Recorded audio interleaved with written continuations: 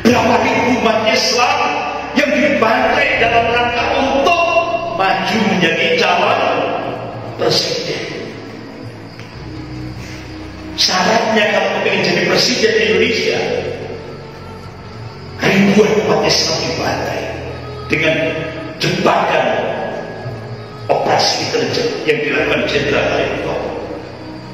Wa makarallahu mereka membatalkan, tapi Allah balas mereka dan Allah sebaik-baik membatalkan. Bagaimana endingnya? Jenderal Alimuto langsung dari Presiden Soeharto di kota jadi Menteri Penerangan sampai mati.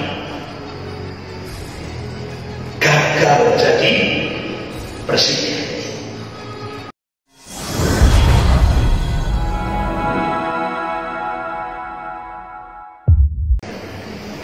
Assalamualaikum warahmatullahi wabarakatuh.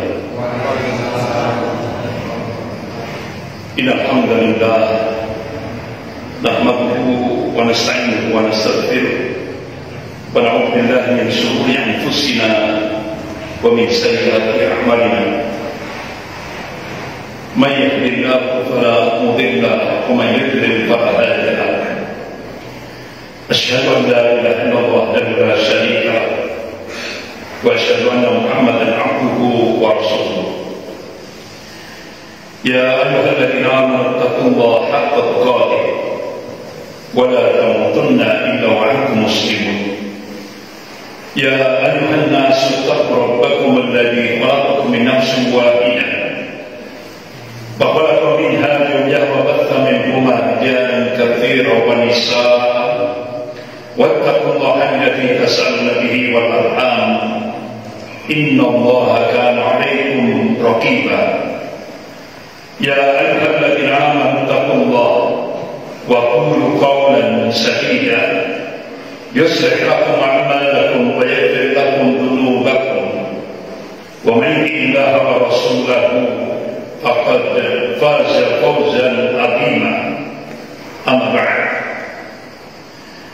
فإن أصدق الحديث كتاب الله وخير الهدي هدي محمد صلى الله عليه وسلم وشر الأمور محدثاتها وكل محدثة بدعة وكل بدعة ضلالة وكل ضلالة في النار.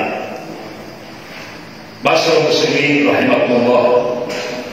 Kembali malam ini kita membahas tentang masalah umat, problematika umat kontemporer dengan tema pertarungan ideologis sebagai sebuah fakta empiris. Bapak Ibu yang dimuliakan Allah, Allah Subhanahu wa taala memberikan tanbih dalam surah Al-Ankabut ayat 2 sampai 3. Allah berfirman, "A'udzubillahi minasyaitonir rajim. Ahsiban nas ayyutraku an yaqulu amanna wa hum la yuftanun. Wa laqad fatana alladhina min qablihim. Fa'alama Allahu alladhina sadaqu wa la'alama al-kadhibin." Apakah manusia mengira mereka dibiarkan begitu saja? Hanya cukup mengatakan, "Ya Allah, saya telah beriman." Apa cukup dengan pernyataan seperti ini? Kata Allah, belum cukup. Hingga Allah menurunkan bela, ujian, cobaan, tantangan, tribulasi kehidupan. Apa hikmahnya? Justru dengan ujian, cobaan, tantangan, tribulasi kehidupan itu, Allah ingin tahu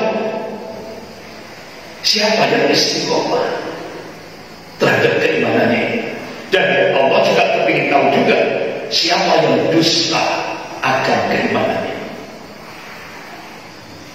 Jadi sunatullah, hukum objektif seni di dalam hidup yang diberikan oleh Allah dari setiap hamba-hamba. Selama kita menjalani kehidupan di dunia ini tidak ada lepas dari ujian, karena hidup itu sendiri adalah ujian. Sampai Allah mengingatkan, "A'udzubillahi minasyaitonir rajim. Am hasibtum an tadkhulul jannah wa lam ya'lamul ladzina jahadu minkum wa ya'lamus sabirin." Apakah kamu mengira bahwa kamu akan masuk surga? Padahal belum nyata bagi Allah hamba-hambanya berjihad, berjuang di dan belum nyata bagi Allah hamba-hamba yang sabar dalam perjuangan di jalan Allah. Jadi ternyata surga itu mahal, tidak semurah yang kita bayangkan. Sampai Allah memberikan satu motivasi, ya ayyuhalladzina amanu, dalam surah As-Saff, hai orang-orang yang beriman, hal adullukum ala tijarah, inkah kamu tunjukkan satu tijarah, perniagaan, perdagangan, bisnis, tunjikum min adzabillah, yang dapat menyelamatkan kamu dari azab Allah yang sangat pedih. Allah berikan kabar apa yang ditawarkan oleh Allah, bisnis yang ditawarkan oleh Allah. Jadi hamba Allah ini diajak berdagang, Allah mengajak untuk berbisnis. Yang pertama yang ditawarkan oleh Allah, kalau kita ingin dihindarkan dari azab Allah yang sangat pedih, tu'minuna billah, beriman kepada Allah, mentauhidkan Allah dan segala aspek kehidupan. Wa rasulihi, beriman pada Rasulnya. Apa wujudnya? Ittiba' sunnah. Wa tujahiduna fi sabilillah bi amwalikum wa anfusikum, dan berjuang, berjihad dengan harta dan jiwa kita di jalan Allah. Dan khairukum in kuntum ta'lamun. Ini kata Allah, Masya Allah, ini sesuatu yang besar yang jika kalian mengetahuinya. Bapak-bapak, ibu yang dimuliakan Allah. Oleh karena itu, ketika kita menjalani kehidupan di dunia ini, sunatullah, gak pernah selesai. Kapan selesainya? Ila yaumil qiyamah. Bahkan Allah dan Rasulnya menegaskan as-sirat bainal haqq wal batil, pertarungan antara hak dan batil senantiasa ada ila yaumil qiyamah, sampai hari kiamat. Ini sudah ketetapan Allah, nggak bisa diganggu-gugat. Begitu juga kita dalam kehidupan berbangsa dan bernegara. Pertarungan ideologis umat Islam Indonesia menghadapi komunis, Kristiani radikal, yang sering disebut dengan Ordo Jesuit, nasionalis muda, ditambah lagi Syiah, Rafidhah. Ini pertarungan yang mempunyai nafas panjang sampai sekarang. Dan pertarungan itu dari dulu sampai sekarang tidak lepas dari skenario global, terutama negara adidaya. Nggak akan pernah lepas. Apa tujuannya? Ingin menaklukkan Indonesia. Indonesia adalah sebuah negara yang jumlah penduduk muslimnya terbesar seluruh dunia. Dan itu diakui oleh lembaga riset dunia. The Pew Forum on Religion and Public Life hasil melakukan riset tahun 2005, dipublish tahun 2006, menempatkan Indonesia ranking pertama jumlah penduduk muslim terbesar seluruh dunia. Oleh karena itu tidak lepas dari skenario global. Bapak ibu yang dimuliakan Allah, contoh pasca merdeka, 3 tahun setelah Indonesia merdeka, umat Islam sudah diuji oleh Allah. Munculnya pemberontakan PKI musuh tahun 1940. Puncaknya peristiwa G30S PKI, akhir Orde Lama.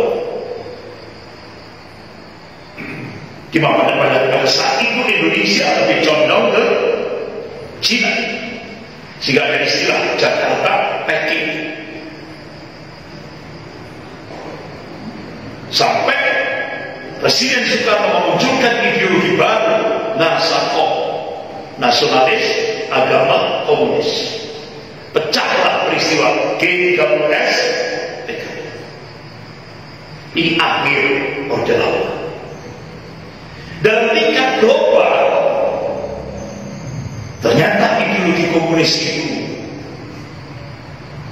ketika mengamalkan ideologinya, kalau dihitung seluruh dunia sepanjang 74 tahun sejak 1917 sampai 1991, hampir 120 juta manusia di seluruh dunia dibunuh untuk mengamalkan ideologi komunis, termasuk di Indonesia yang dimotori oleh Musso dan DNID.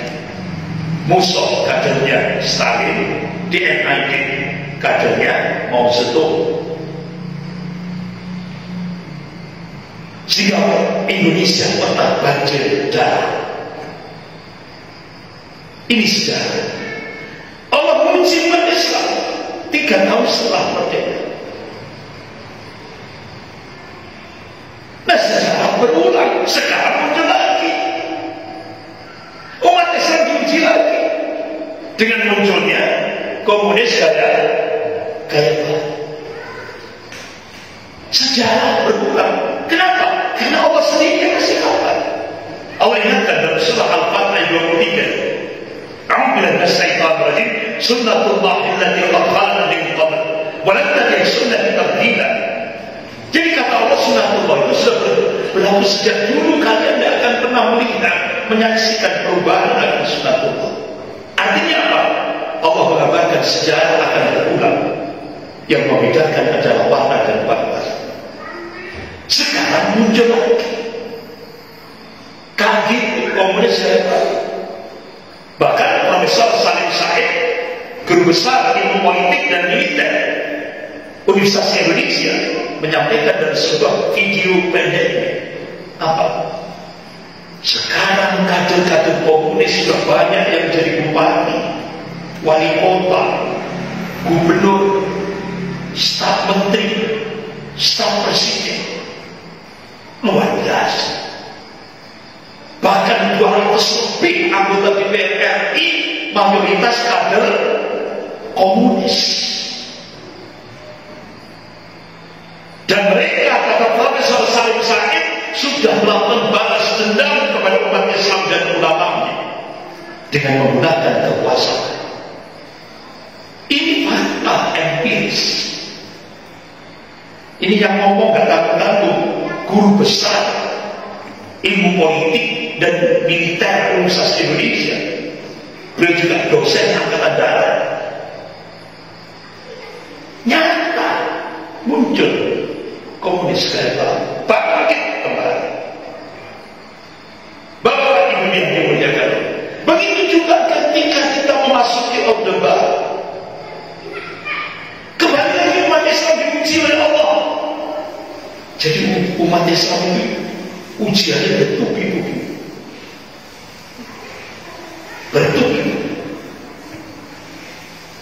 Waktu itu tepat tanggal 20 Juni 1994. Saya waktu itu masih kurus, dan gizinya kurang. Itu saya menyampaikan bersama Ketua Majelis Ulama Jawa Timur, yaitu Kiai Haji Misbah Umayyadah dan Dr. Saleh Al-Jufri, Allah menyerah. Saya bawa satu berkas tentang pergerakan Kristiani radikal di Malang. Saya serahkan langsung kepada Panglima Kodam 5 Brawijaya, Mayor Jenderal Harisudar. Alhamdulillah, laporan yang saya bawa kepada Panglima 5 Brawijaya langsung hari itu juga dieksekusi oleh Panglima. Ustaz, langsung hari ini juga, jam ini juga, detik ini, menit ini juga, Ustaz langsung saya hadapkan kepada Waas Intel Kodam 5 Brawijaya, Kolonel Pramadi. Alhamdulillah diselesaikan sampai tuntas. Yang waktu itu melibatkan Korem yang di Jalan Bromo, termasuk Kodim Kabupaten. Alhamdulillah beres. Tapi waktu itu sempat dalam ruangan Panglima Kodam 5 Brawijaya sebab waktu ini baru menguasai satu desa, mereka sudah seperti itu, apalagi menguasai negara. Ya Allah, Bapak Ibu yang dimuliakan Allah, tepat tanggal 2 Oktober 1997 saya diundang Panglima Divisi Kostra, yaitu Mayor Jenderal Kiflan Zain. Saya ajak teman-teman dari Universitas Brawijaya, Universitas Muhammad, dari beliau dekan VIA, ya. Saya ajak dari teman-teman dari UB, saya ajak menghadap Panglima Divisi Kostra, Mayor Jenderal Kiflan Zain. Alhamdulillah waktu itu saya sudah agak gemuk. Alhamdulillah 1 jam saya mendapatkan ilmu yang sangat luar biasa tentang pertahanan negara kesatuan Republik Indonesia. Nah, Bapak Ibu yang dimuliakan Allah, ada sebuah teori bagaimana menghancurkan sebuah negara yang sehat, destruction of a state. Jadi ciri negara yang sehat, stabilitas keamanan bagus, growth pertumbuhan ekonomi bagus, equity keadilan tegak, itu ciri negara yang sehat. Ternyata waktu itu cengkraman masa-masa awal Orde Baru itu lebih terpusat langsung Vatikan Roma. Luar biasa. Lewat apa? Mixed mission, misi campur. Dia ciptakan instabilitas, intervensi politik, intelijen, ekonomi, dan lain-lain. Tujuannya apa? Supaya no growth, no acceleration, tidak ada pertumbuhan ekonomi, tidak ada percepatan pembangunan. Artinya apa? Indonesia harus menjadi bergantung dengan Vatikan Roma. Dia memfungsikan dirinya sebagai Sinterklas, Dewa Penolong. Itu yang terjadi. Sehingga benar-benar waktu itu umat Islam dihadapkan oleh Ordo Gisti, yaitu Vatikan langsung dibangun dari Vatikan Roma.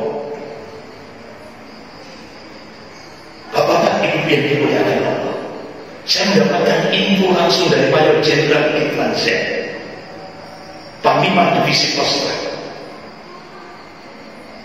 Jadi ternyata saat ABRI dan umat Islam sibuk menghadapi komunis pasca 65, saat itu Peter Berg, tokoh pemimpin Ordo Yesuit, jaringan Ordo Yesuit di Indonesia,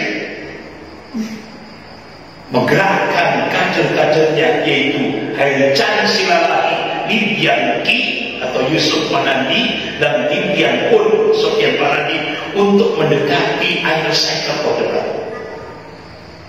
Siapa yang dekat dengan Presiden Soeharto? Ternyata ketemu Jenderal Ali Mohtar.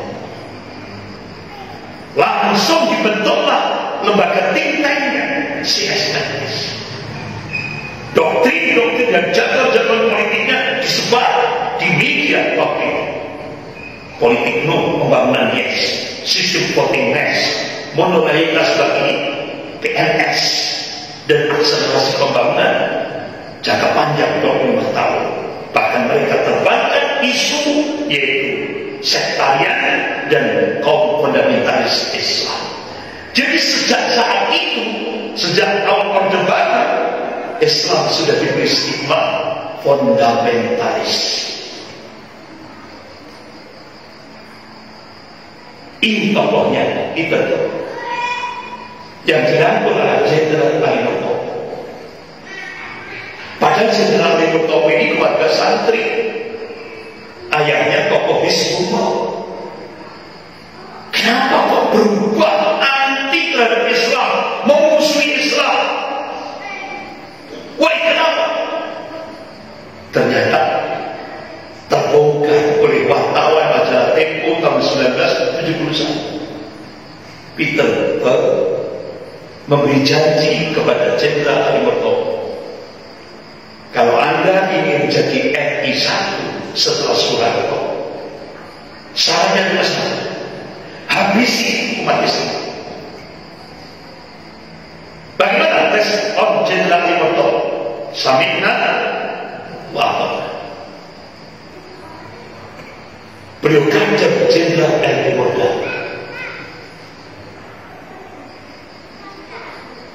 Peter mati, Ali Murtopo mati, Jenderal Ali Murtopo mengkader Luhut bin Sarpanjaitan Hendro yang sampai sekarang menguasai Indonesia, mengendalikan Indonesia. Ini dari yang presiden ini. Ini kader Ordo Jesuit. Jadi dibongkar oleh wartawan Tempo pada kampanye pemilu 71. Sehingga akhirnya pada saat itu musuh bebuyutan Ali Murtopo itu banyak, di antaranya Pak H.R. Laksono, Jenderal Kemal Idris, Jenderal Sarto Edi Wibowo, Jenderal Sumitro, itu musuh-musuh rivalnya Jenderal Ali Murtopo.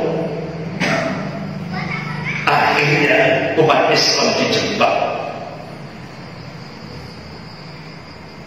Rekayasa intelijen menjebak umat Islam. Yang dulu sudah pernah saya sampaikan, tidak usah saya bilang lagi. Sampai 7, mulai tahun 1970, Jenderal Ali Murtopo mengangkat Nur Hasan Ubaidah dari Kediri.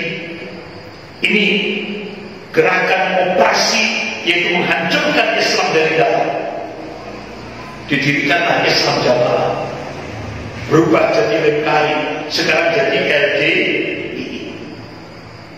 Tujuan Jenderal Ali Murtopo untuk menghancurkan Islam dari dalam. Diangkat tahun 71, diangkat ada jalan untuk menghancurkan NII asli.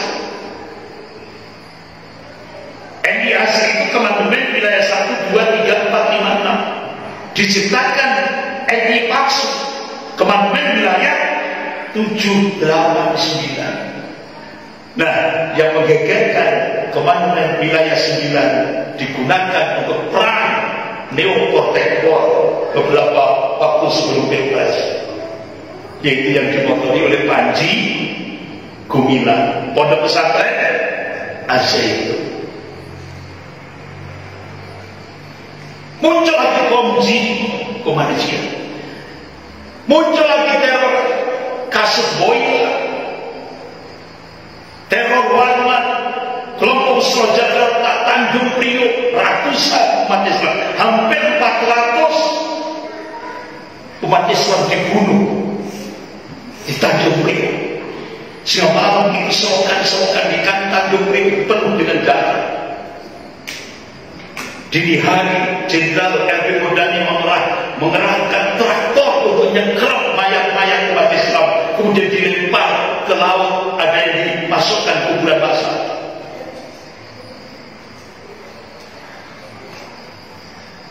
Kemudian kasus Hortone, tragedi kembali lagi Talang Sari Lampung, hampir 130 yang dibunuh,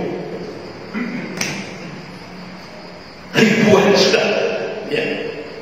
Muncul lagi kasus kasus kebijakan larangan jilbab, kemudian kebijakan tentang Tanah Batin, kemudian Dom Aceh, daerah operasi militer Aceh tahun 1989 sampai 98, yang semuanya korbannya adalah Jenderal R.B.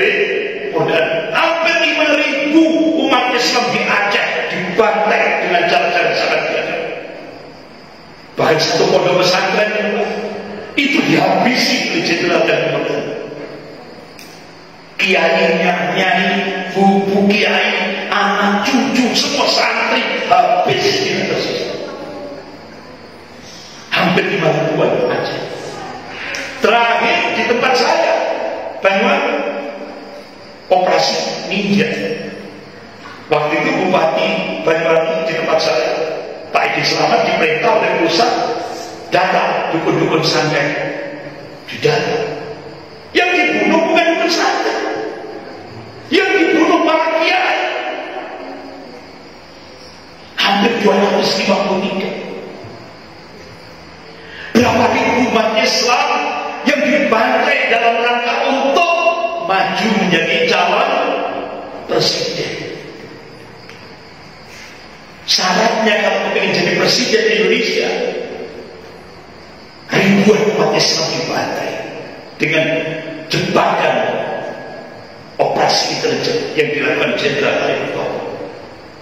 Wa makaru wa makarallahu wallahu khairul makirin. Mereka membuat makar, tapi Allah balas makar mereka dan Allah sebaik-baik membuat makar. Bagaimana endingnya? Jenderal Ali Thohir langsung dari Presiden Soeharto dikotak jadi Menteri Penerangan sampai mati. Gagal jadi presiden. Gagal jadi presiden.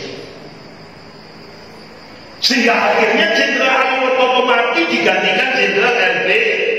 Murdani.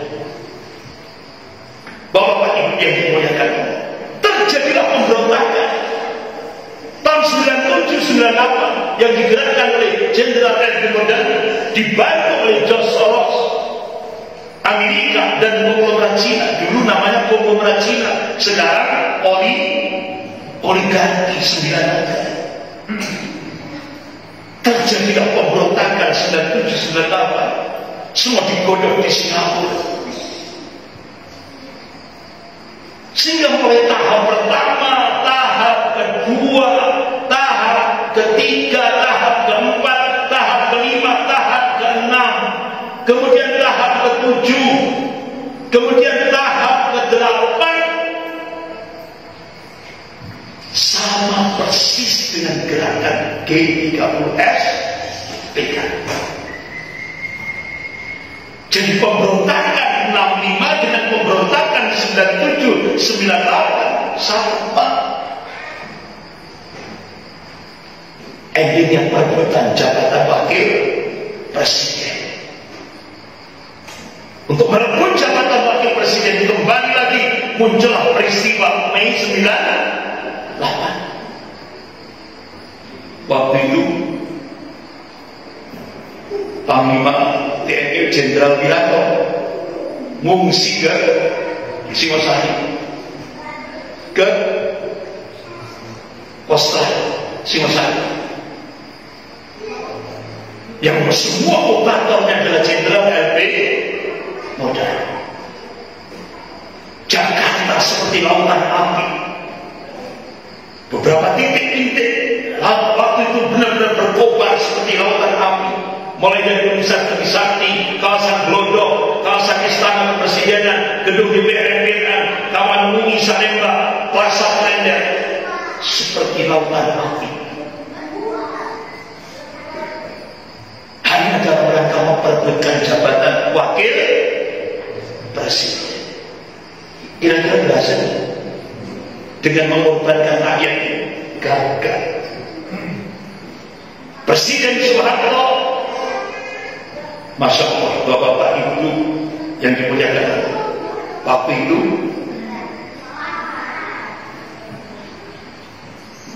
teman-teman dari Fakultas Teknik, Mas Salman, CS, waktu itu saya masih jadi ketua remaja masjid. Masih jadi ketua remaja masjid Al-Khairah Ketama Gede. Sehingga waktu itu pusat pergerakan kita waktu itu di Masjid Raden Matah Universitas Brawijaya. Sehingga waktu itu kita mengatur strategi bagaimana kontra intelijen. Kalau dulu CSIS Peter Buck merekrut Jenderal Ali Thohir yang dekat dengan Presiden Soeharto untuk digunakan untuk menghabisi umat Islam. Akhirnya kita pakai kontra intelijen. Siapa yang waktu itu yang dekat dengan Pak Harto? Ternyata Profesor D.J. Habibie. Akhirnya Mas Salman dari Fakultas Teknik semuanya bergerak ke Jakarta mendekati Pak Habibie, langsung kasih proposal. Alhamdulillah diterima oleh Profesor B.J. Habibie. Langsung menyampaikan kepada Pak Harto, Pak Harto siap akan dilaunching Ikatan Cendekiawan Muslim Indonesia. Sehingga akhirnya waktu itu pusat pergerakan dirubah dari Raden Patah ke Masjid Al-Khairah.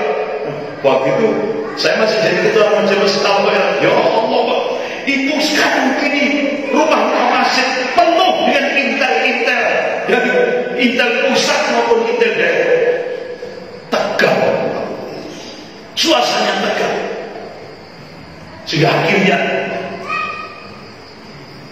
waktu itu infonya Presiden Soeharto akan lewat jalur darat, ya kan? Lewat jalur darat. Ternyata itu kamuflase. Ternyata Pak Harto pakai helikopter turun di Stadion Universitas Brawijaya. Alhamdulillah, gol, berdirilah Ikatan Cendekiawan Muslim. Karena waktu itu ketika peningkatan Mas Salman Cs itu, Pak Harto waktu itu kan sudah mulai tobatan nasuha, sudah mulai dekat dengan Islam. Sehingga Pak Harto waktu itu naik haji dengan Putin. Pulang dari haji itu di pesawat Garuda, Pak Harto memberikan statement, walaupun jenderal tak gebuk, itu tujuannya kepada Jenderal RB Moda. Alhamdulillah, sehingga berubahlah kondisi politik, dan itu dirubah dari malam, dari Masjid Raden Patah dan Masjid Al-Khairah. Jadi waktu itu benar-benar luar biasa. Alhamdulillah, terjadilah perubahan besar-besaran, sehingga sampai majalah koran Kompas itu langsung memberikan sindiran, Indonesia hijau royo-royo. Itu bahasa sindiran. Artinya apa? Umat Islam jadi tuan rumah di rumahnya sendiri. Alhamdulillah, akhirnya jabatan wakil presiden oleh Pak Harto diserahkan oleh Profesor B.J. Habibie. Sehingga mulailah orde reformasi. Ini awal berakhirnya orde reformasi. Bapak Ibu yang dimuliakan, apa agenda Pak Habibie? Masya Allah, Pak Habibie ini presiden yang kekuasaannya paling tercepat sepanjang sejarah presiden di Indonesia. Cuma 8 bulan. Jabat presiden itu 8 bulan. Tapi Masya Allah, umat Islam benar-benar jadi tuan rumah di rumahnya sendiri. Itu ketika Presiden Habibie nyaman pada saat itu. Karena tapol-tapol Islam dibebaskan oleh Pak Habibie. Bahkan sampai bapak-bapak ibu yang dimuliakan Allah, ya kan? Jadi waktu itu bapak-bapak ibu yang dimuliakan Allah, undang-undang peradilan agama itu disahkan pada saat Presiden Habibie. Karena selama itu umat Islam, kalau masalah waris, masalah menangkahan ke pengadilan negeri, kan tidak cocok. Akhirnya dimunculkan undang-undang peradilan agama, sehingga akhirnya seluruh Indonesia dibangunlah pengadilan agama se-Indonesia. Sehingga akhirnya umat Islam masalah waris, pernikahan, perceraian, masalah jual beli, masalah sampai perbankan syariah, semuanya pada masa B.J. ditandatangani. Walaupun bapak yang dimuliakan Allah, saat itu media-media terutama yang menguasai Indonesia waktu itu Kompas, Komando, Pastur. Itu apa Pak kira-kira ini seperti ini. Bentar. Nah, selama bertahun-tahun sejak kemerdekaan Republik Indonesia, umat Islam selalu dicurigai dan diposisikan sebagai penghalang bagi persatuan dan kesatuan bangsa. Itu seringkali dimunculkan oleh Kompas waktu itu. Bahkan setiap kali upaya menegakkan syariat Islam dalam konstitusi negara, seperti undang-undang peradilan agama, perbankan syariah, kemudian ajas iman takwa pada sistem pendidikan nasional, kemudian jilbabisasi, itu selalu dituduh lewat media mainstream yang dikuasai Kompas waktu itu umat Islam dengan tuduhan umat Islam menentang Pancasila, umat Islam mau merubah negara. Ini fitnah terus bertubi-tubi. Ini yang dirasakan oleh umat Islam ketika menjadi tuan rumah di rumahnya sendiri. Tetap akhirnya ya tetap memang Allah sudah katakan wala yazalna yuqatilunakum hatta yurdukum an dinikum istaqam. Selama yuqatil aku memerangi umat Islam. Allah sendiri kasih tahu. Sehingga akhirnya bapak-bapak yang dimuliakan Allah, akhirnya alhamdulillah Pak Habibie tetap menandatangani. Sehingga seluruh apa tadi syariat Islam benar-benar masuk dalam konstitusi negara. Tinggal satu, hukum hudud. Tinggal satu itu saja. Semuanya sudah masuk dalam undang-undang peradilan agama. Sudah masuk. Tinggal satu, hukum hudud, hukum pidana. Akhirnya selesai, pada Habibie selesai, kemudian SBY selesai, langsung ulama minta kepada Aceh untuk mengamalkan hukum hudud, sehingga akhirnya seluruh hukum syariat ditegakkan di Indonesia kecuali hukum pidana cukup diwakili oleh Aceh. Makanya kita yang di luar Aceh masih menggunakan hukum penjajah Belanda, KUHP. Tapi di Aceh sudah pakai syariat Islam, hukum pidana. Jika waktu itu kenapa ulama-ulama berpikir supaya dosanya bukan terlalu gede? Akhirnya Indonesia diwakili oleh Aceh. Makanya di Aceh itu Pak, kalau di pelosok-pelosok kalau nggak ada yang nggak mau pakai jilbab langsung, ya kan? Ada polisi merazia. Itu ditegakkan di Aceh. Alhamdulillah. Nah, Bapak Ibu yang dimuliakan Allah, ternyata ketika umat Islam jadi tuan rumahnya sendiri, membuat munculnya kebencian, gerakan Zionisme internasional Yahudi yang diungkap oleh Jenderal Sumitro lewat operasi intelijen Mossad. Lewat apa? Kantor dagang Israel di Jakarta itu ternyata kamuflase, ternyata di dalamnya digunakan pangkalan operasi intelijen Mossad untuk melemahkan umat Islam di Indonesia. Dikendalikan dari mana? Singapura. Siapa? Immanuel Shah. Sama seperti Pilpres 2024. Pengendalinya Alibaba yang kantornya di Singapura, itu milik top pengusaha miliarder Cina, Jack Ma. Itu pusatnya di Singapura. Kembali lagi di peristiwa bersejarah itu muncul lagi sekarang. Dulu di Singapura, Immanuel Shah. Sehingga akhirnya Letnan Jenderal Zain Al-Awlaki sampai bikin buku Zionisme, Gerakan Menaklukkan Dunia. Dan ternyata seluruh dunia itu sudah dikendalikan oleh Zionisme Yahudi. Cuma satu yang belum, saat dunia ini, Gaza, Palestina. Seluruh dunia sudah dikendalikan Zionis Yahudi. Tinggal satu yang belum, Gaza, Palestina. Itu yang belum bisa dikendalikan oleh Zionis. Indonesia sudah. Semuanya sudah, seluruh dunia Islam. Nah, Bapak Ibu yang dimuliakan Allah, akhirnya Letnan Jenderal Zain Al-Awlaki mengungkap tentang money politik dan penguasaan elit politik pada masa itu. Jadi ternyata George Soros tidak senang Presiden Habibie memegang jabatan presiden.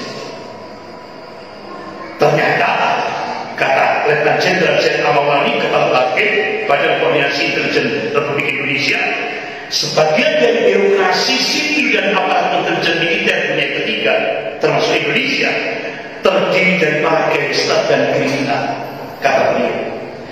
Namun keadaan yang sebenarnya bila didalami jauh lebih rumit, karena pada dasarnya para gangster itu tidak lebih dari instrumen dalam jaringan kerja dari para pemuda besar internasional yaitu Zionis Yahudi. Akhirnya Bapak Ibu yang dimuliakan Allah, Presiden Habibie langsung dideret pada saat sidang pertanggungjawaban MPR. Siapa? Ternyata George Soros lewat Immanuel Shah Singapura, ternyata bergerak lewat operasi intelijen Mossad. Itu tadi min amplopipin fulus,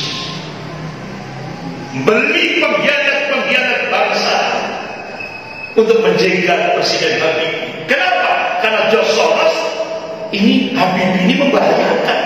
Kenapa?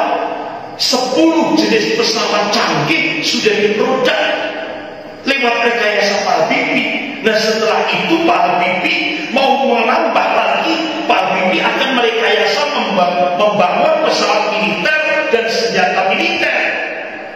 Dan situlah George Soros ini berbahaya, harus dilengsarkan lewat operasi intelijen Mossad. Sehingga pada saat pertanggungjawaban sidang umum MPR, Pak Habibie langsung ditolak. Ternyata hampir mayoritas sudah terkena min amplopipin fulus. Dolar. Ternyata pengkhianat bangsa itu banyak di Indonesia untuk jegal Pak Habibie. Sampai-sampai orang-orang Filipina itu aneh ya, Indonesia dipimpin oleh Pak Habibie yang punya kemajuan yang luar biasa. Aneh. Jadi Indonesia itu yang diinginkan oleh Yahudi, ya kayak Bude, ya model-model Bude, Pak D, itu yang disenangi oleh Yahudi. Jangan sampai Indonesia itu dipimpin oleh orang yang pintar, yang cerdas, seperti itu internasional. Tapi sebelum lengser, alhamdulillah saya diundang oleh Pak Habibie di Istana Negara. Waktu itu didampingi oleh Pak Malik Fajar, ini hidungnya kelihatan Pak Malik Fajar. Waktu itu jadi menteri agama.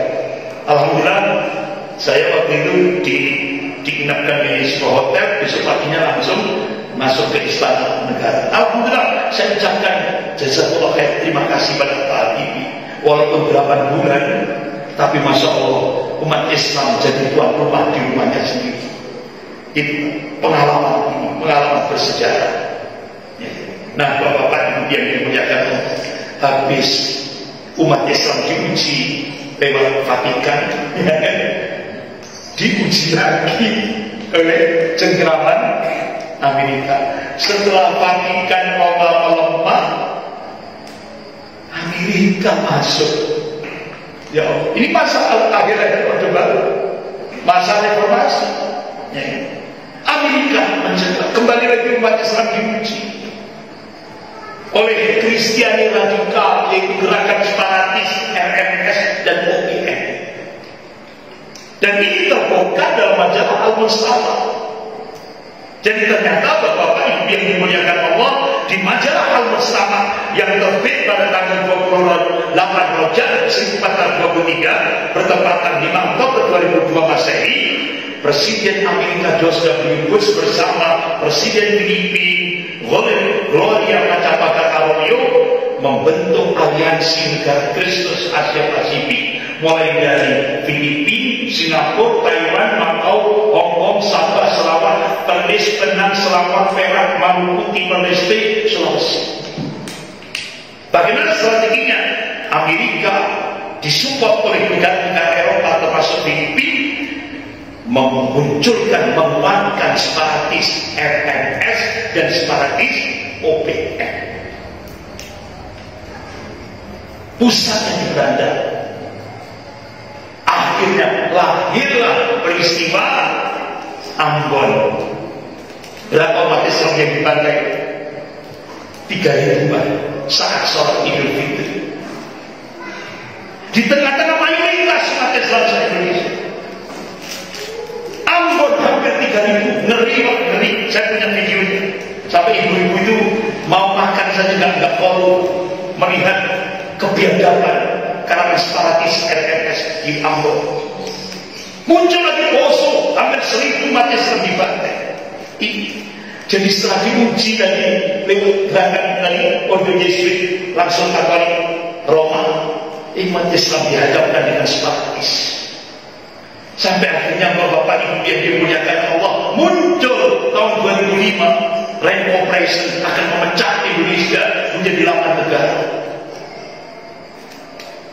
Yang pertama yang sudah berhasil di Indonesia ini. Nah, alhamdulillah tepat tanggal 27 April 2012 saya diundang Panglima Divisi Kostrat, kalau dulu Panglima Barjen, kemudian saya diundang lagi tepat tanggal 27 April 2012. Saya diundang Mayor Jenderal Ridwan dan Wakil Panglima Divisi Kostrat yaitu Brigjen Syahidi. Jadi waktu itu saya sudah gemuk, alhamdulillah gizinya sudah mulai. Ya. Alhamdulillah saya diminta saya sharing sampai diajak makan siang oleh bersama dengan komandan batalion di bawah Kostrat. Saya sampaikan tentang pergerakan separatis. Bahkan waktu itu Pak, Bu, alhamdulillah Bapak, Ibu, ketika saya diundang safari dakwah di Sumatera Barat ketemu dengan Ustadz Sabun, Ustadz Adlan Karamatan, langsung saya tanya beliau tabayun, Ustadz Adlan, saya dapat info itu semua jaringan gereja di Papua itu mensupport separatis OPM, bahkan bandara-bandara perintis milik misionaris asing itu juga mensupport separatis OPM. Benar tidak? Benar, Ustaz. Saya sampaikan, alhamdulillah dari ribuan prajurit Kostrat saya diminta ngisi tentang fadilah ribatul lail. Saya sampaikan dari hadis yang sahih tentang keutamaan ribat berjaga-jaga di perbatasan negeri. Alhamdulillah keesokan saya ditelepon ajudannya Panglima Divisi Kostrat Mayor Jenderal Ridwan yaitu Letkol Adam. Ustaz, alhamdulillah Panglima bersyukur akhirnya begitu selesai taklim yang itu saya dikasih waktu 1 jam, alhamdulillah prajurit Kostrat siap ditempatkan di perbatasan dengan negara-negara tetangga. Karena fadilahnya besar kan Pak? Fadilah ribatul lail. Saya sampaikan bersemangat. Akhirnya saya dikasih bonus sama Panglima Divisi Kostrat bulan Ramadan. Saya diundang lagi, Ustaz diminta keliling di batalion di bawah Kostrat. Alhamdulillah saya bulan Ramadan diajak safari dakwah oleh Panglima Divisi Kostrat. Alhamdulillah Bapak Ibu yang dimuliakan Allah.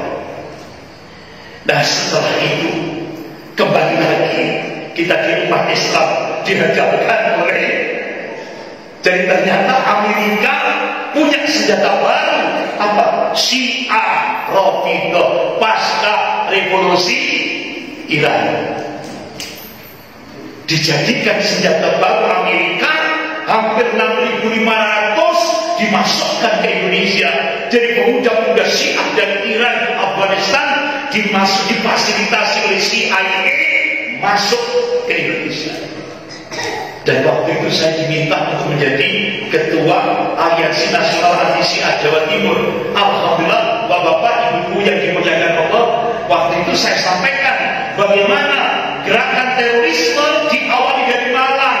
Ini tokoh Husain Al-Hasyim. Kemudian terjadilah peristiwa di Puger, Jember. Jadi ketika saya diberi amanah ketua Aliansi Anas Jawa Timur, langsung bergerak kita semua pos-posnya. Ternyata Syiah Jawa Timur ini terbesar se-Asia Tenggara.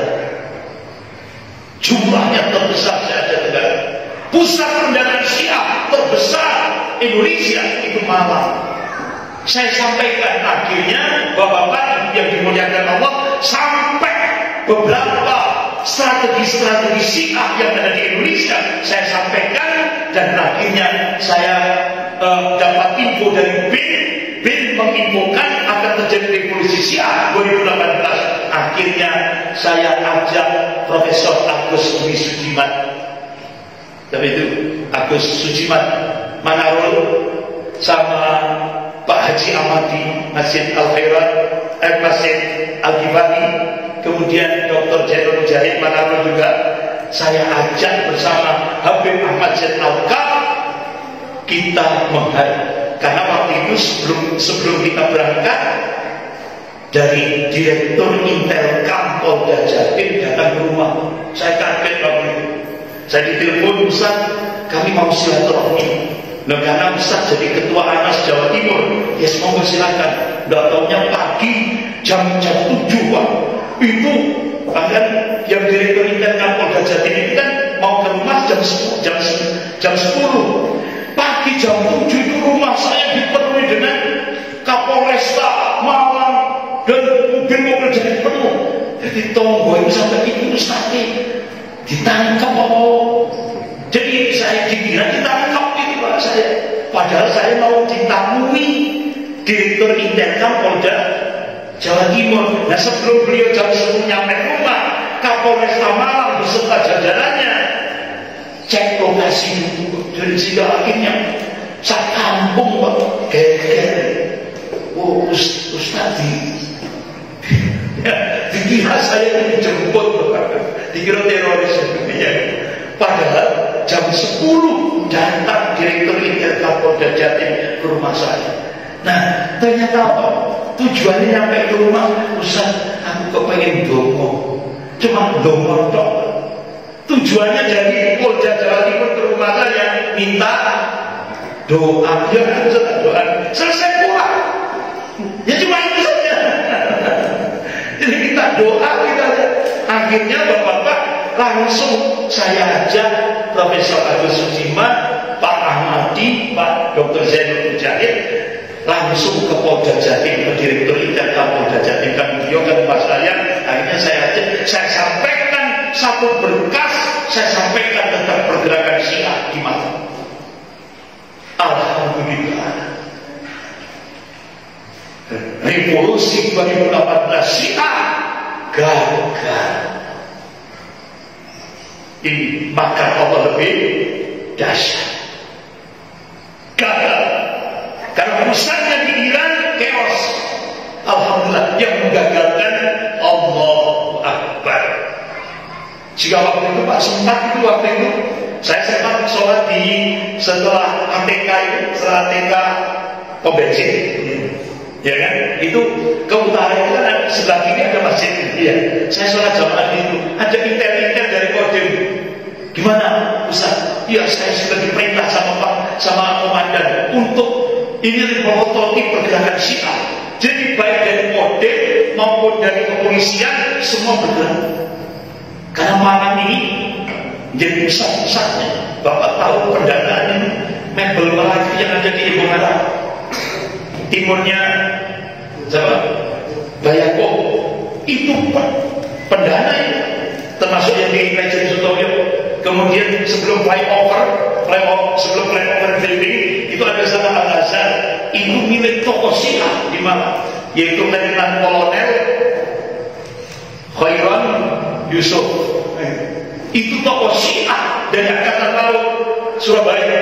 Tokoh Syiah di Malang. Termasuk juga lembaga-lembaga pendidikan yang ada di Pandanwangi, Araya, SMA Al-Kautsar, SMP Al-Kautsar, Rumah Real Estate Pandanwangi Al-Kautsar, itu pendanaan Syiah terbesar di Jawa Timur. Nah, bapak-bapak ibu yang dimuliakan Allah, sampai akhirnya alhamdulillah ini belum jadi wakil presiden, Pak. Khawatir nanti kena fitnah. Ini belum jadi wakil presiden. Alhamdulillah sampai akhirnya saya bersama Habib Ahmad Zain Al-Kab. Beliau ini ulama Jawa Timur yang paling anti terhadap Syiah. Alhamdulillah saya diajak oleh beliau bertemu ketua MUI Indonesia Pusat, yaitu Kiai Haji Ma'ruf Amin. Waktu itu masih menjabat ketua MUI, belum jadi wakil presiden. Alhamdulillah sudah saya sampaikan tentang perkembangan gagalnya revolusi Syiah di Indonesia. Alhamdulillah bapak-bapak ibu yang dimuliakan Allah, sampai akhirnya saya bertemu dengan wakil direktur BIN Badan Intelijen Negara, yaitu Bapak Jenderal Mukti PM. Jadi mudah-mudahan insya Allah kita lanjutkan bulan depan, bulan depan bagaimana kondisi umat Islam setelah ini perlu kita bahas bersama supaya kita jadikan pelajaran ibrah, dan sehingga umat Islam di Indonesia termasuk di Malang pada khususnya hingga kita bisa mengatur strategi apa yang terbaik untuk bangsa dan negara. Saya kira itu, lebih kurangnya saya mohon maaf. Kita akhiri dengan doa kafaratul majlis. Subhanallah wa bihamdika Asyhadu an la ilaha illa anta astaghfiruka wa atubu ilaik. Wabillahi taufiq wal hidayah. Wassalamualaikum warahmatullahi wabarakatuh.